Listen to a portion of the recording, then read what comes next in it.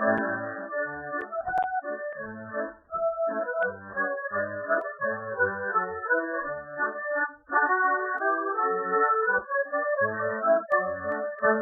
so Morris dancing is, as the name suggests, a type of dancing, but it's not dancing as we know it. It's not the type of thing you'd imagine when, I don't know, ballroom dancing or even the hip-hop stuff that people have today.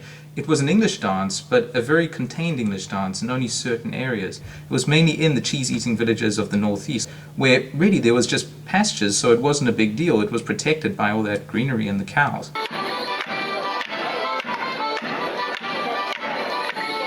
And we would just dance like all day, all day. I maybe get a couple hours of sleep tops. My legs was going out. I was like, I broke my ankle at one point.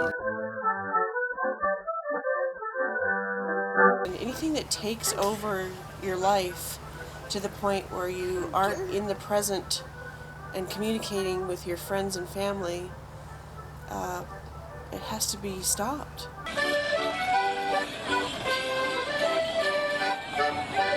Addicts call it by a lot of names. You get MD, Riding Rudolph, Jingle Bells, Jangly Pocket, or Tripping in the Cheese Village. I'm gonna say sophomore, junior year of high school. Some kids we were just at like a kickback, you know, and people were getting tired of just like, you know, the same old music, the same old alcohol, and they're bored. And they're like, they heard about this new thing. It's called MD. And I was like, oh, what's that? And he's like, oh, that's Morris dance. And I was like, okay. And then he put the track on, you know, in the stereo. It was hot. It was hot. And I tried it out, and you know, people say that the heroin is like the one-hitter quitter drug where you do it and you're locked in for life, but this is no joke. Like, from the get-go, I was just hooked, and I continued to Morris dance for about 4 more years until I could break the habit.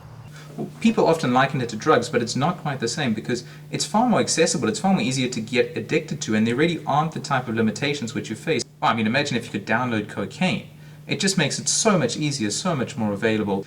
Anyone can get this. I mean, of course, one of the big phenomenons when the breakout really started was at Christmas, when you had all those bells available on sleighs and in Santa displays. And that's when it really reached the children, because all they simply had to do was walk into a shop and just pick them off the street and then attach them to their shoes, and the next thing you know, it's got them. You know, I started Mothers Against Morris Dancing because it took away my son's reason for creative living. He was so obsessed.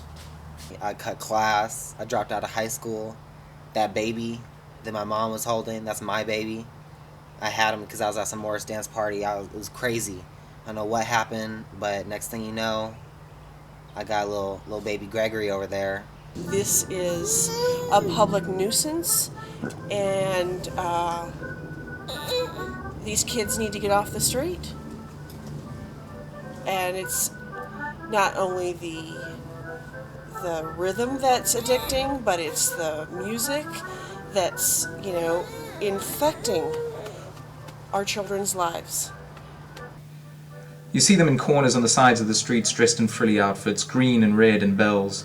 Especially at nighttime, they come out, all the dancers, you hear the music, you see the kids, you want to do it, you know, just like everyone else. And there's nothing more rewarding after a crappy day at some low-paying part-time job than, you know, to be able to get a couple two-steps in.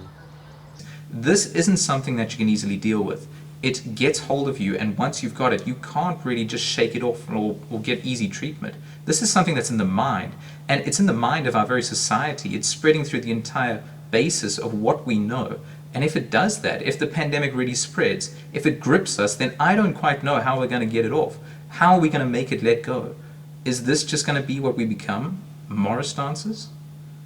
I know for the long run, my life, my body, my health, for my family, because I have my son now, that's not the way to go. So I just got to keep that in mind.